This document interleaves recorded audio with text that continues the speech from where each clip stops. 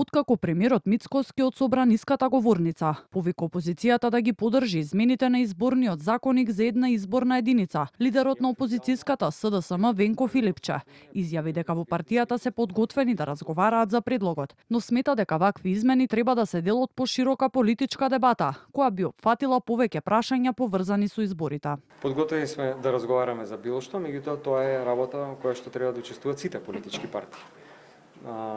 Затоа што не е само прашањето на една изборна единица, тука е и прашањето на цензусот, понатаму прашањето на отворените листи, но јас сум спремен за разговор. Мицкоски вчера побара поддршка за воведување на една изборна единица, во која би влегувала диаспората, но дали и кога ќе почнат формални разговори за промена на изборниот законник не е познато. Според реформската агенда договорена со Европската унија, земјава има и обврска до јуни годинава да донесе нов изборен законник, согласно препораките на ОПСЕ од ИХР, но веќе е известно дека рокот нема да биде испочитуван. Од Министерството за правда велат дека се уште се во фаза на консултации, а конечните измени зависат од партиите.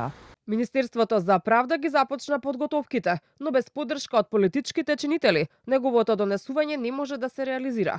Ке следат разговори на политичките субјекти. Сепак, треба да се има предвид дека изборното законодавство бара широк политички консензус и тука ќе треба конструктивен пристап и поддршка од клучните политички фактори во земјата. Нешто кое за жал во досегашните изборни циклуси резултираше со дискрепанци меѓу нацрт верзијата на законот подготвена со поддршка на ОДИХР и усвоениот законник од страна на Собранието.